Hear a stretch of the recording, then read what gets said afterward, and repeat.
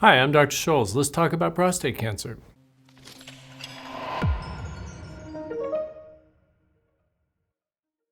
In today's video, we're going to cover intensity modulated radiation therapy, IMRT. IMRT first came on the scene around 2004, and for the first time, radiation therapy, beam radiation therapy, surpassed surgery as the preferred type of treatment. Prior to that, we had something called 3D conformal, and it was somewhat effective, but unfortunately, frequent side effects, rectal burns, urinary problems were really unacceptable. IMRT changed that with these very focused pencil beams that are so precise that the surrounding sensitive areas of the body were able to be spared from the dangers of radiation. So now for over a decade, IMRT has become the standard type of beam radiation. When men undergo IMRT, they'll visit a specialized facility daily, Monday through Friday, for a 30 or 40-minute visit, undergo a treatment with invisible radiation, just like getting a chest x-ray, and go home. Historically, this process has continued for a total of about 9 weeks, and that has recently changed.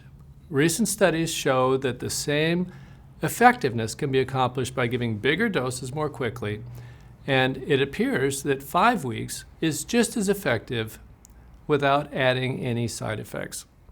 So IMRT requires, as of 2018, about 5 weeks of visits to the doctor. Right now we're in the middle of a series talking about intermediate risk prostate cancer, what we call Teal at the Prostate Cancer Research Institute.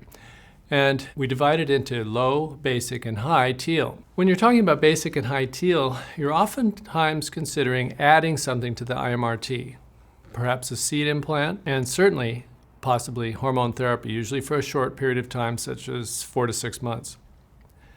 The seed implant is almost mandated with high Teal. It's probably not necessary with basic Teal. And when we talk about low Teal, we're talking about usually doing something like active surveillance. The side effects from IMRT, like all the other treatment options, include erectile dysfunction, depending on a man's age and preexisting function. The incidence of erectile dysfunction may vary between 30% of men and 75 to 80% of men. The second very common problem is urinary problems, and these things occur frequently for a month or two after treatment, and they usually go away. But maybe 10% of men will be left with ongoing urinary frequency, urgency, waking up at night, burning pain when they urinate. And that, in that 10% of men, that could drag on for 1 or 2 years. The third thing we used to worry about a lot was rectal burns. And that became much less frequent as technology improved. Now more recently with a injectable hydrogel spacer called SpaceOAR, most men can completely eliminate the risk of rectal inflammation or damage. So the main concerns, erectile dysfunction and possibly difficulties with urination. So in summary, IMRT might be considered sort of the standard basic treatment for Teal. And it is scaled up with additional treatments like seeds or hormones depending on the seriousness of the disease in the Teal category. But the treatment has become quite standardized, and there are a number of qualified practitioners around the country. Oftentimes men can go through the treatment with little or no side effects, although some men, of course, will have problems. So IMRT is an excellent option.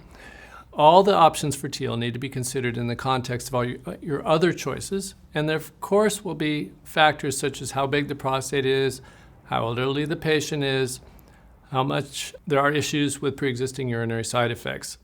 All these things are factored in, but IMRT is in general going to result in high cure rates for the Teal category with an acceptably low risk of side effects.